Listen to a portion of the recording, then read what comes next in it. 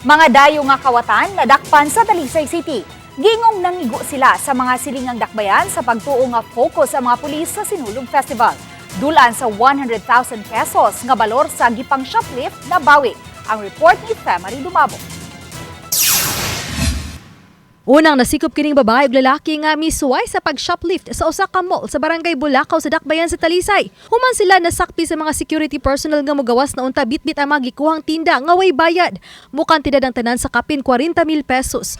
Nahitabo kini pasado launa niadtong Domingo, Enero 12. Naglingi konti yung mga personnel ng mall, doon sila sumasalisi, doon sila tumatakas. So, dala-dala pa yung basket? Yes, dala-dala mismo yung basket. Palabas nila? Yes, dala na. Pag nakalingi. Pero, according sa kanila, doon sa pag-debrief natin, selective din sila. May mga malls talaga na tinatarget nila. So, after this, makikipag-dialogue nga ako sa mga concerned malls. Sa gimo nga follow-up ug hot pursuit operation, nasikop ang laing tulo ug nasakmit ang ilang sakyanan nga dunay mga kinarton sa mga grocery items. Nasuta nga gi-shoplift usab nila kini sa mga mall ug supermarket sa silingang mga syudad ug probinsya. Ang mga dinakpan taga Baguio City ug Malabon City sa kauluhan. Mato di Police Lieutenant Colonel Eprian Paguyod ang hepe sa Talisay City Police nga miangkon ang mga dinakpan nga ang mga silingang lugar sa Cebu City ang ilang punteriya. Yung pagtatanong kasi namin, medyo alanganin sila sa Cebu City.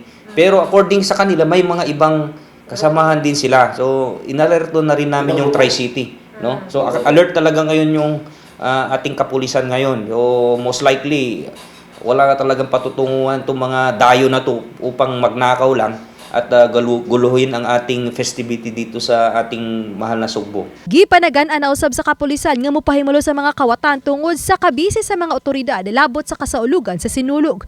Hinungdan nga masingusgan ang ilang intelligence o security deployment. Gimonitor nila karon ang uban pa nga posibleng kauban sa mga dayo nga mga kawatan.